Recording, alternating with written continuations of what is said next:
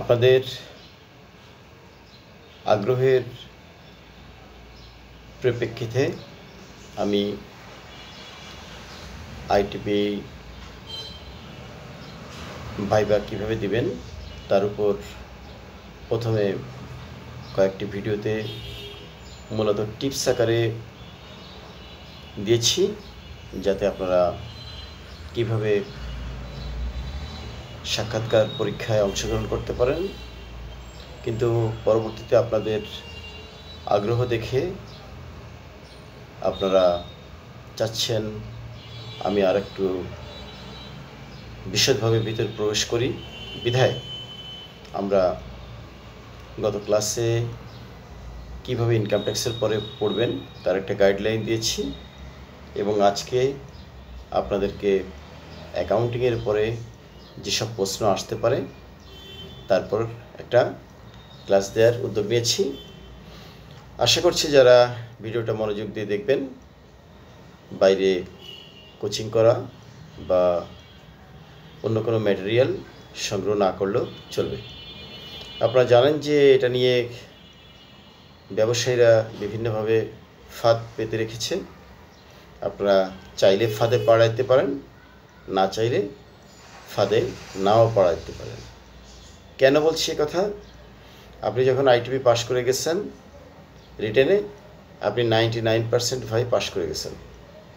আপনার খুব বেশি একটা যদি ফার্স্ট লুকে সমস্যা না হয়, যেমন আপনি যদি জিন্সের প্যান্ট পরে যান, টি শার্ট পরে যান, চটি পরে যান, বা যারা আপনার পরীক্ষা নেবে তাদের সাথে উদ্ধত আচরণ না করেন, তাহলে আপনাকে সাধারণত এখানে ফেল করানোর কোনো সম্ভাবনা নেই। তো স্বাভাবিকভাবে ধরেন 1% যদি এখানে ফেল করায়, তাহলে তারা পরীক্ষায় অংশগ্রহণ করবে না, কিংবা তাদের মূল কাগজপত্র নিয়ে যাবে না। তারা এমন আচরণ করবেন যেটা পরীক্ষায় যে স্বাভাবিক যে পদ্ধতি, সেই পদ্ধতির সাথে ম্যাচ করে না। এই সব ক্ষেত্রে ছাড়া মোটামুটি বাকি 99% মানুষকে পাস করিয়ে দিবেন ধরে নেওয়া হয়। এবং আর একটা ব্যাপার হচ্ছে বাই যে পাশের যে বিষয়টা, এখানে আপনাদের মানে বইপত্র থিওরির পরে আসলে খুব বেশি একটা প্রশ্ন আসার সম্ভাবনা কম। তারপরেও আপনি যেহেতু জানেন যে এখানে ভাইভাতে পাস করতে হবে, আপনাকে সেই জন্য প্রস্তুতি নিতেই হবে। আপনি এটাকে ছোট করে দেখার কোনো সুযোগ নেই যদি রিস্ক নিতে না চান। তাহলে আসুন আজকে আমরা ইনকাম ট্যাক্সের উপরে একটু আলোচনা করি। যেহেতু ইনকাম ট্যাক্স আপনাদের আইটিপি স্ট্যান্ডার্ড করে আমরা আলোচনা করতে চাচ্ছি, আমরা বাংলা এবং ইংরেজি দুটো ভাষাতেই কথা বলতে হচ্ছে, কারণ টার্মগুলো সাধারণত ইংরেজিতে বলতে সুবিধা হয়, আর আইটিপি পরীক্ষায় লিখতে হবে বা উত্তর দিতে হবে সাধারণত বাংলা। আপনি ইংরেজি যেহেতু কথায় উত্তর দিবেন, আপনি ইংরেজি টার্মে যদি জানেন উত্তর দিলে সমস্যা হবে না। যারা পরীক্ষা নেবেন তারা বুঝবেন যে আপনি আসলে আপনার নলেজটা কেমন। যদি জানেন যে আপনার নলেজটা প্রখর আছে, তাহলে অ্যাকাউন্টিং নিয়ে এখানে খুব বেশি একটা আপনার সাথে বাড়াবাড়ি করতে যাবে না, আপনার ডেপনেসটা দেখতে যাবে না। কেন বলছি? অ্যাকাউন্টিংয়ের গুরুত্ব এখানে, যখন আপনি আইটিপি পাস করে যাবেন, প্র্যাকটিসে আসবেন, তখন জানবেন যে ব্যক্তি শ্রেণীর করদাতাদের এখানে অ্যাকাউন্টিংয়ের পোর্শনটা খুবই অল্প। কিন্তু যদি আপনি লিমিটেড কোম্পানির প্র্যাকটিসে যান, একটা রিটার্ন জমাতে চান, তাহলে অবশ্যই আপনাকে একটা ব্যাপক অ্যাকাউন্টিংয়ের নলেজ থাকতে হবে। না হলে আপনার জন্য বিপদ, কোম্পানির জন্য বিপদ। কেন?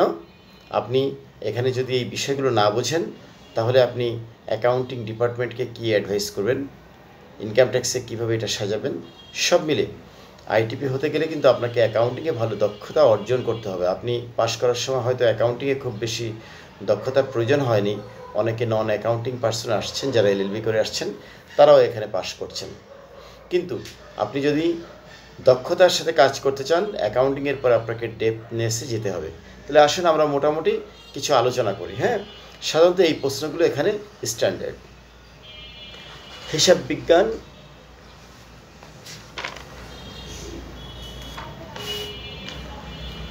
হিসাব বিজ্ঞান বা অ্যাকাউন্টিং কি?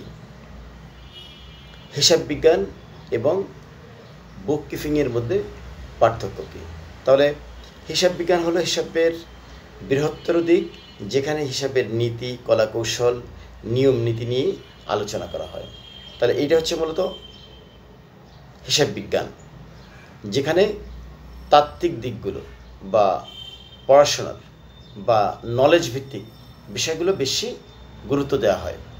আর বুক কিপিং হচ্ছে মূলত অ্যাকাউন্টিংয়ের প্রায়োগিক দিক বা অ্যাপ্লাইড দিক। অ্যাকাউন্টিং মূলত একটা সায়েন্স এবং আর্টস দুটির সমন্বয়ে গঠিত। সায়েন্স কি? যেগুলো আসলে পরিবর্তন হয় না, যা ঠিক তাই থাকে, যেটাকে তথ্য বলা হয়। তত্ত্ব, নট তথ্য। একটা হচ্ছে রুট বা কোর, আরেকটা হচ্ছে ইনফরমেটিভ বা ইনফরমেশন। তাহলে এই দুটো সমন্বয় বা science and arts accumulated called accounting. অন্যদিকে বুক কিপিং বা অ্যাপ্লাইড অ্যাকাউন্টিংটা কি? যে সব প্রক্রিয়ার মাধ্যমে অ্যাকাউন্টিংকে হিসাবভুক্ত করা হয়, লিপিবদ্ধ করা হয়, লেনদেনগুলোকে জাবেদা, খতিয়ান, রেওয়ামিল এই যে আকারে লিপিবদ্ধ করার যে প্রক্রিয়া পদ্ধতি, এটা হচ্ছে মূলত বুক কিপিং বা ওরা কী বলবে, বাংলা কী বলবে, যাই হোক, অ্যাকাউন্টিংয়ের প্রায়োগিক দিক। এরপর আসেন হিসাব বিজ্ঞানের কিছু মৌলিক নীতি থাকে। হিসাব বিজ্ঞানের মৌলিক নীতি বলে আপনাকে প্রশ্ন করতে হবে, হিসাব বিজ্ঞানের মৌলিক নীতিগুলো কি আপনি জানেন? তাহলে আপনি বলবেন স্যার 5-6টা মৌলিক নীতি আছে। কি কি? যেমন হিসাব চলমান থাকবে, হিসাব একটা পরিমাপের একটা ধারণা থাকবে, অর্থাৎ টাকা দিয়ে পয়সা দিয়ে এটাকে পরিমাপ করতে হবে। তারপরে আলাদা আলাদা ধারণা, ব্যবসা থেকে মালিক বা মালিকানা সাধারণত আলাদা হয়। এইগুলো হচ্ছে মূলত হিসাবের নীতিগুলোর ভিতর পড়ে। তাহলে আমরা এই কটা প্রশ্নের ভিতরে যেটা বুঝলাম তা হচ্ছে অ্যাকাউন্টিং কী, হিসাব বিজ্ঞান কী, বা বুক কিপিং কী, বুক কিপিং এবং হিসাব বিজ্ঞানের মধ্যে পার্থক্য কী, হিসাবের মৌলিক কিছু নীতি আছে, নীতিগুলো কী। এই প্রশ্নগুলোর উত্তর কিন্তু আপনাদের আমি বলে দিলাম। এবার আসেন হিসাবের মৌলিক গঠনগুলো কি, মানে অ্যাকাউন্টিংয়ের ভিতর কীভাবে এই গঠন প্রক্রিয়াটা থাকে বা স্ট্রাকচারটা কী। তাহলে আমরা দেখতে পাই যে লেনদেন থেকে মূলত হিসাবটা শুরু হয়। কোনো ট্রানজ্যাকশন না হলে হিসাবের আসলে শুরুই হয় না।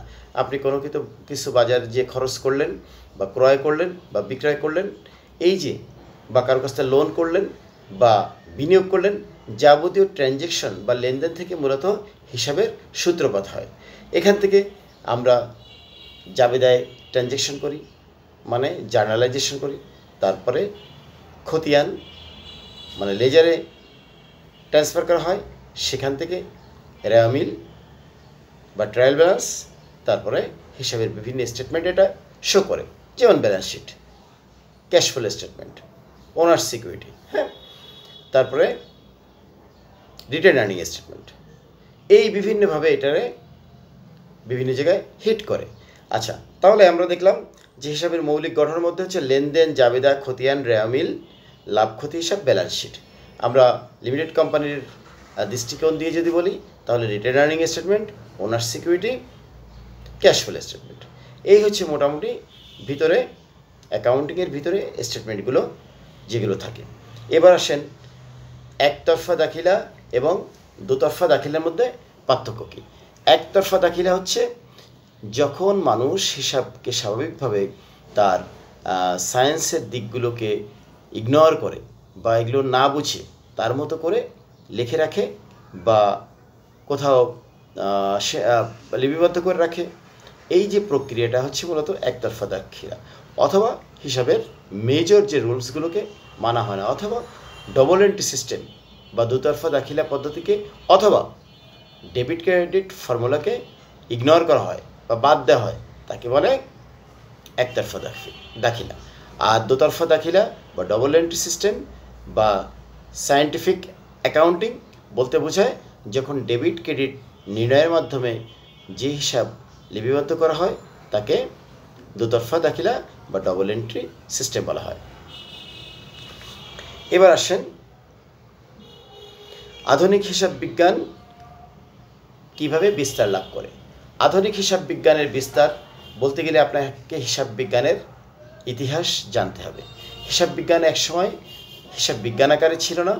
মানুষ এটা বিভিন্ন গুহা, বিভিন্নভাবে তাদের যে পশু শিকার করত বা আরও আদিম যুগে মানুষ তাদের মতো করে গুহাতে যখন বসবাস করতো, গুহাতে একটা দাগ দিয়ে, যেমন আমি দুটো হরিণ শিকার করলাম, দুটো দাগ দিয়ে রাখলাম, তারপরে আমি কতগুলো ফলমূল পেলাম, কতগুলো ফলমূলের একটা ছবি এঁকে রাখলাম।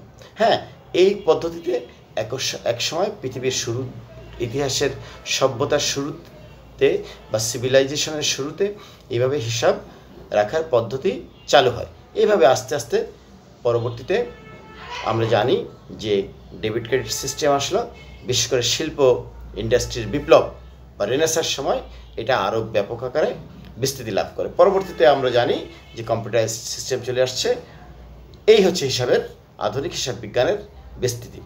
সর্বশেষ যেটা হচ্ছে তা হচ্ছে ইন্টারন্যাশনাল অ্যাকাউন্টিং স্ট্যান্ডার্ড একটা পরিষদ আছে, তারা মূলত আন্তর্জাতিক হিসাবগুলোকে কন্ট্রোল করে। তাহলে আমরা জানলাম যে হিসাব বিজ্ঞানের শুরু থেকে কিভাবে আধুনিক হিসাব বিজ্ঞানের বিস্তার লাভ করে। আধুনিক হিসেবে এবার একজন আইটিপি হিসেবে রাজস্ব আদায়ে সরকারকে আপনি কিভাবে সাহায্য করতে পারবেন।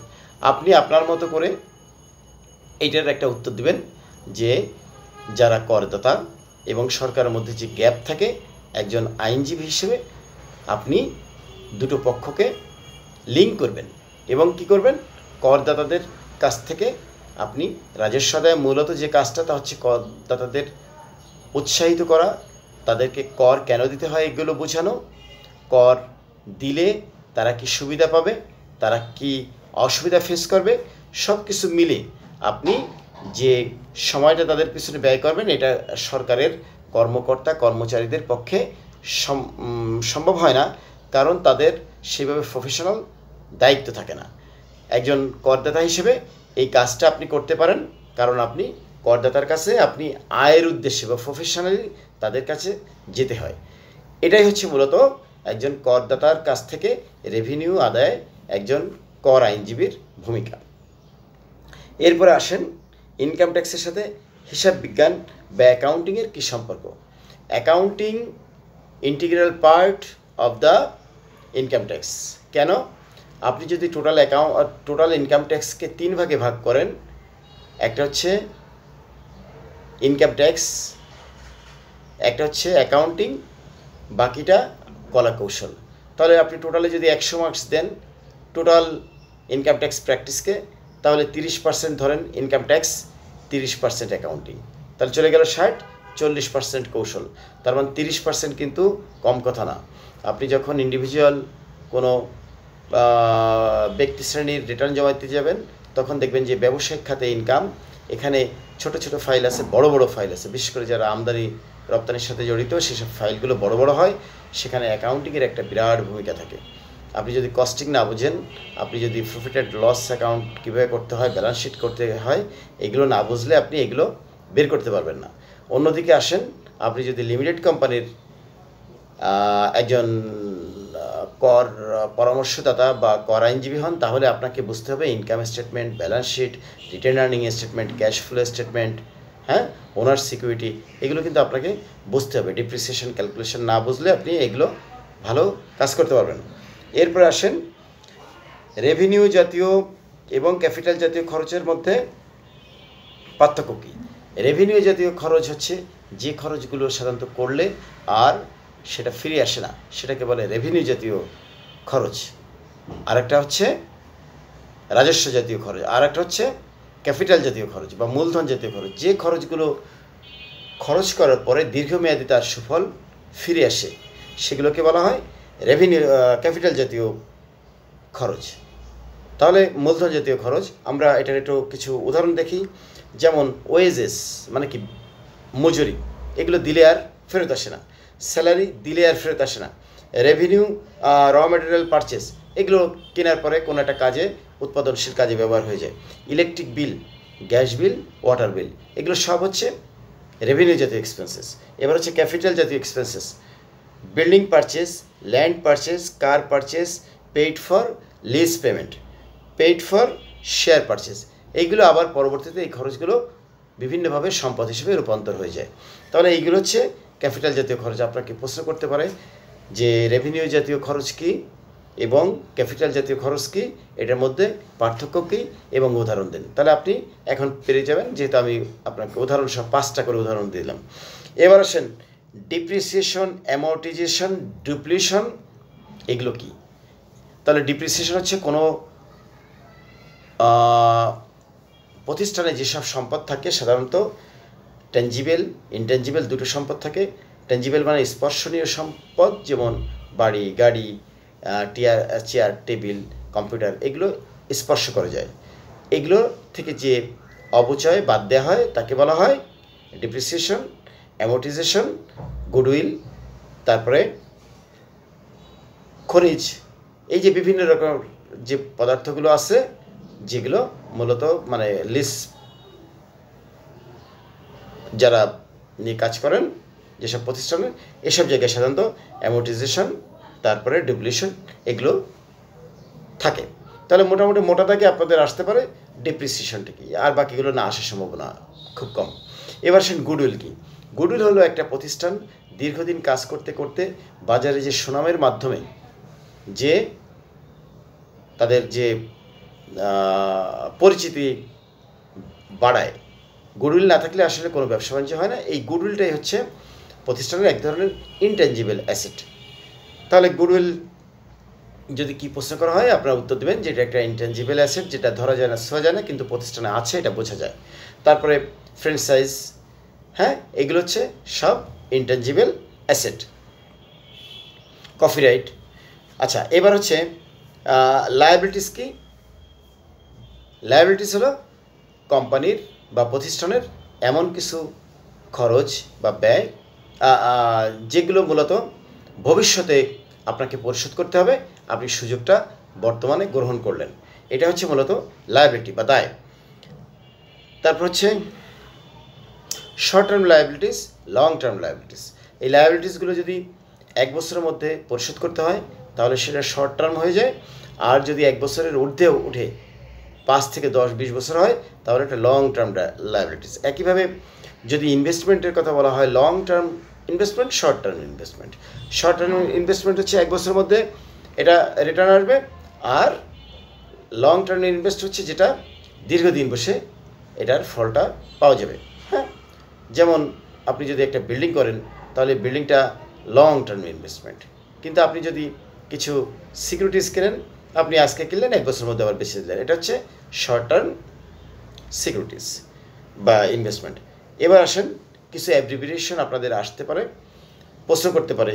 CA, CMA, CPA, MBA, WTO, WB, NBR, IFRS, IAS, GATT, ডিসিটি।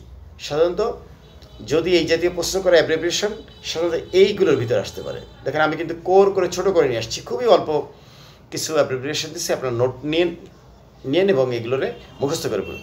CA কি? Certified accountant. CMA cost management accountant. CPA certified public accountant. MBA master of business administration. WTO world trade organisation. WB world bank. NBR national board of revenue. IFRS international finance report standard. IAS international accounting standard. GATT general agreement on tariffs and trade. DCT deputy commissioner of taxes. ভিডিওটা আমরা খুব বেশি লম্বা করব না, এবার আমরা আলোচনা করব লিমিটেড কোম্পানির অ্যাকাউন্টিং নিয়ে।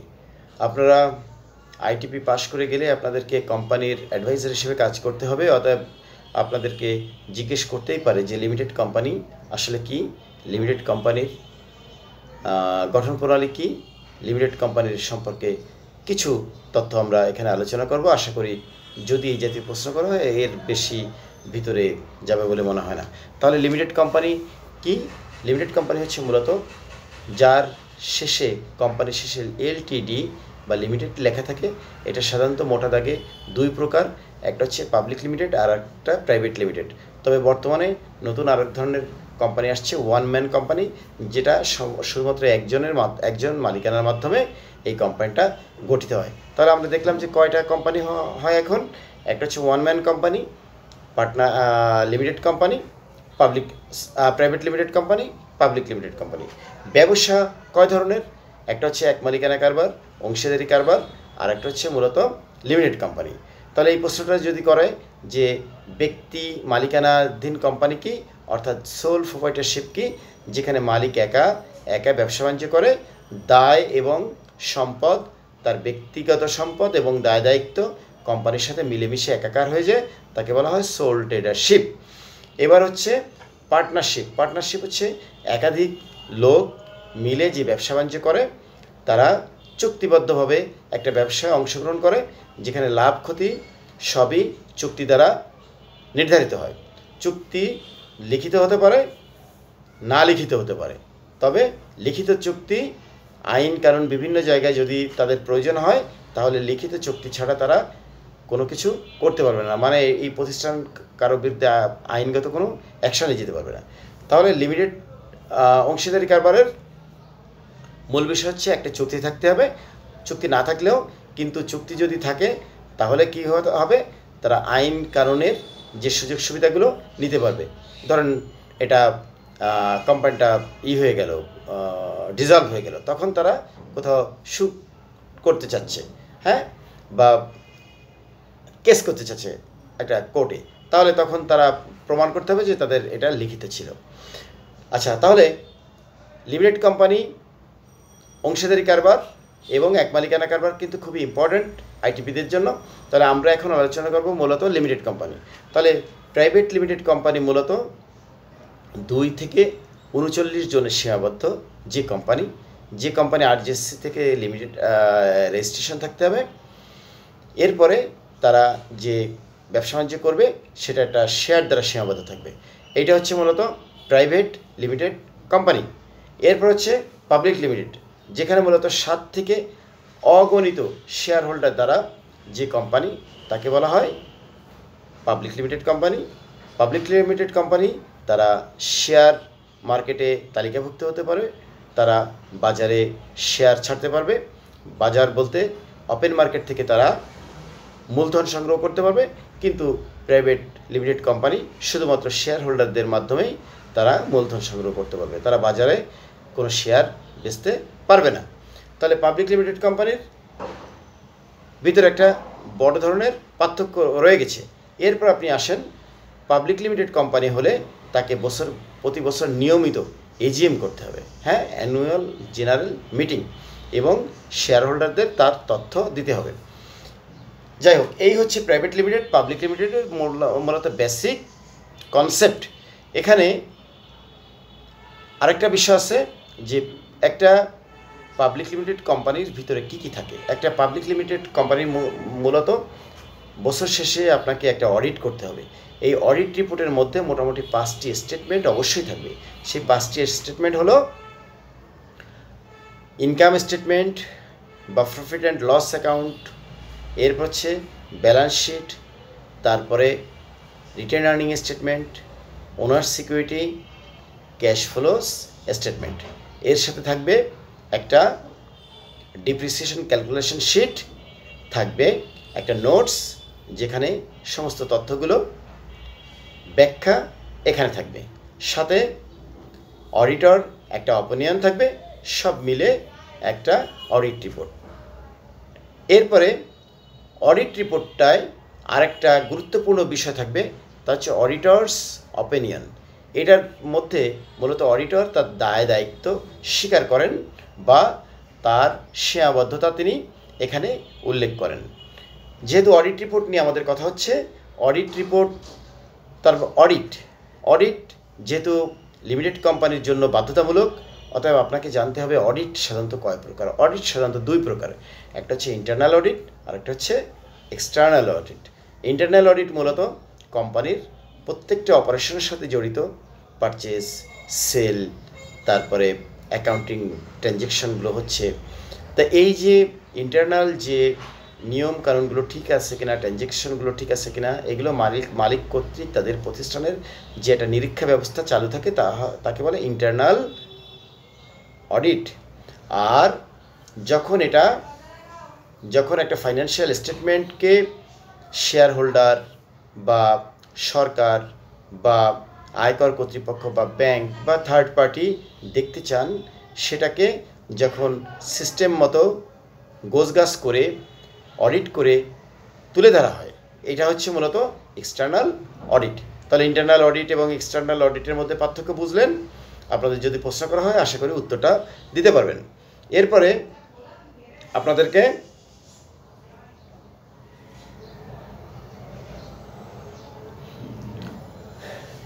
আমার পলিসি অনুযায়ী কথা যা বলতে চেয়েছিলাম সেটা শেষ হয়েছে। আমি আশা করছি যে আপনারা এই ছোট্ট ভিডিওটা ভালো করে যদি বারবার দেখেন, আপনাদের কারো কাছ থেকে 2000 টাকা 3000 টাকা দিয়ে ম্যাটেরিয়াল কালেকশন করার প্রয়োজন হবে না। ধন্যবাদ, ভালো থাকবেন। আসসালামু আলাইকুম।